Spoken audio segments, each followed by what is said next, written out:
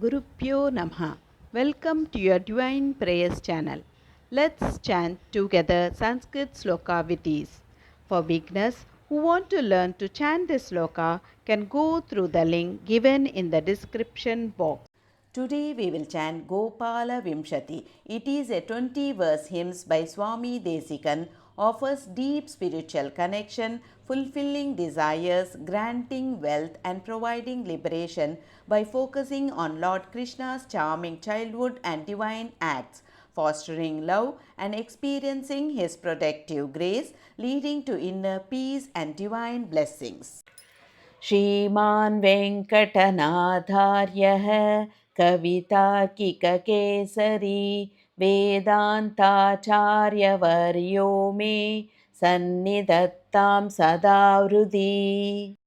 वन्दे वृन्दावनचरं वल्लवीजनवल्लभं जयन्ती सम्भवं धाम वैजयन्ती विभूषणम् वाचं निजाङ्करसिकां प्रसमीक्षमानो वक्त्रारविन्दविनिवेशितपाञ्चजन्यः वर्णः त्रिकोणरुचिरे वरपुण्डरीके बद्धासनो जयति वल्लभचक्रवर्ती आम्नाय गन्धरुदितस्फुरितादरोष्टम्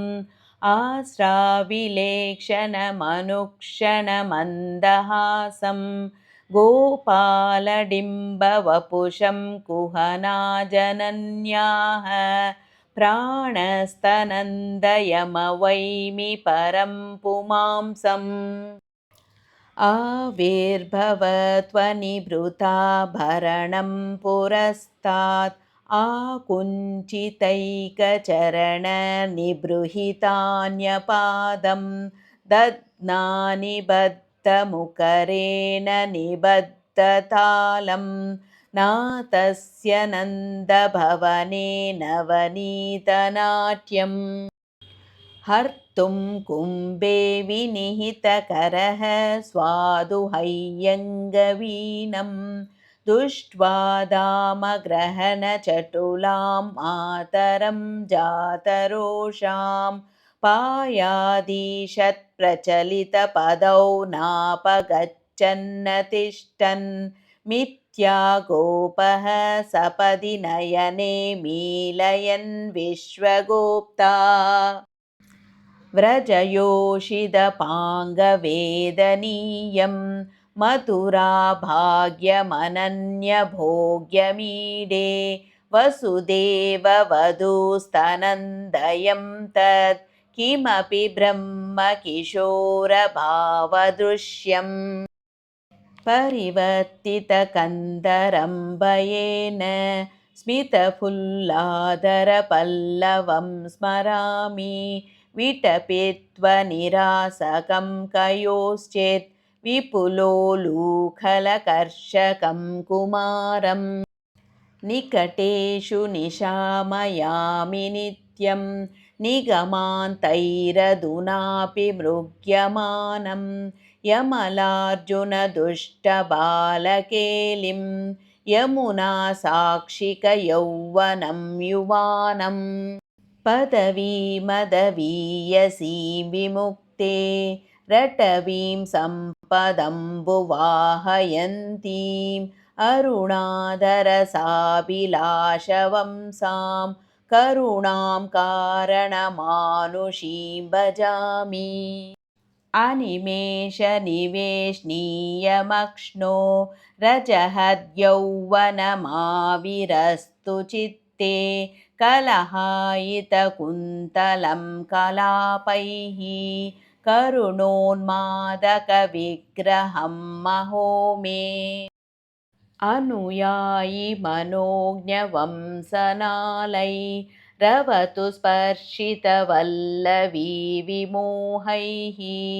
अनगस्मितशीतलैरसौ माम् अनुकम्पासरिदम्बुजैरपाङ्गैः अधराहितचारुवंसनाला मकुठालम्बिमयूरपिञ्चमालाः हरिनीलशिलाविभङ्गनीलाः प्रतिभाः सन्तु ममान्तिमप्रयाणे अखिलानवलोकयामि कालान् महिलादीनभुजान्तरस्न्यूनः अभिलाषपदं व्रजाङ्गनानाम् अभिलाक्रमदूरमाभिरूप्यम् हृदि मुक्तशिखण्डमण्डनो लिखितः केन ममैष शिल्पिना मदनातुरवल्लवाङ्गना वदनाम्बोजदिवाकरो युवा महसे महिताय मौलिना विनतेनाञ्जलिमञ्जनद्विषे कलयामि विमुग्धवल्लवी वलया भाषितमञ्जुवेणवे जयतु ललितवृत्तिं शिक्षितो वल्लवीनां शिथिलवलयसिञ्जाशीतलैर्हस्ततालैः अखिलभुवनरक्षा गोपवेशस्य विष्णो अधरमणिसुधायामंसवान् वंसनालः चित्राकल्पः श्रवसि कलयल्लाङ्गलीकर्णपूरं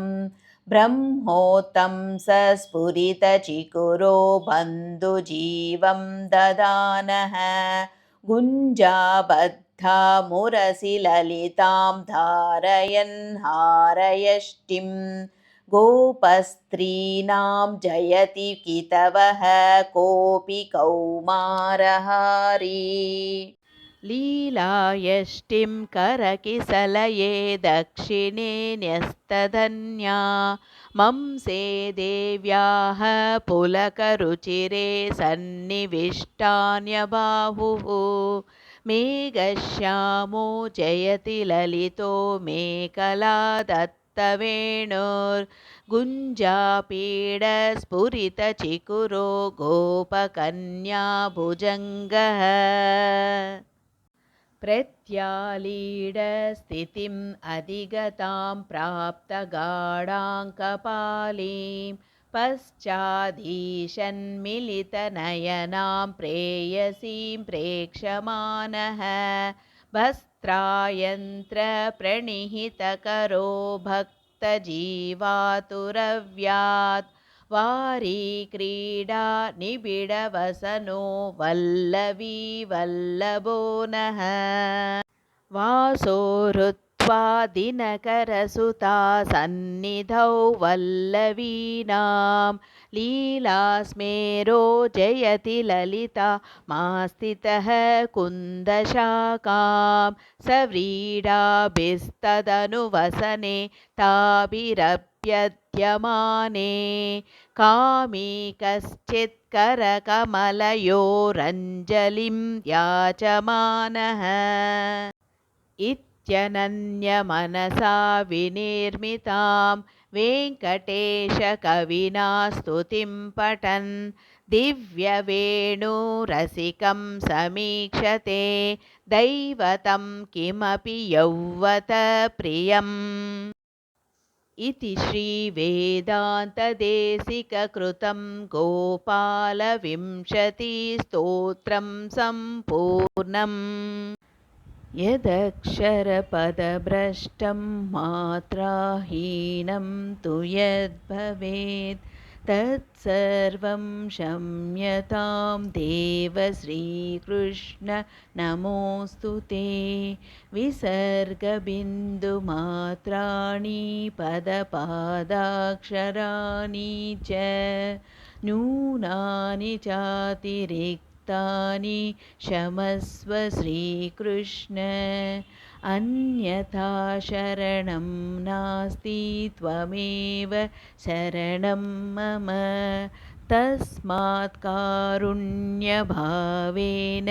रक्ष रक्ष Shri Krishna.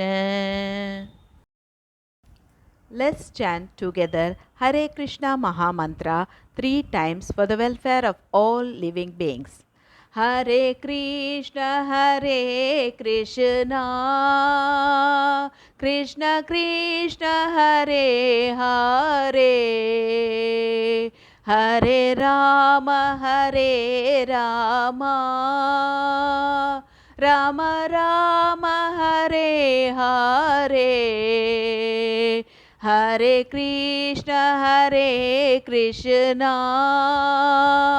Krishna Krishna, Hare Hare, Hare Rama, Rama Rama, Hare Hare, Hare Krishna, Krishna Krishna, Hare Hare, Hare Rama, Rama Rama, Hare Hare.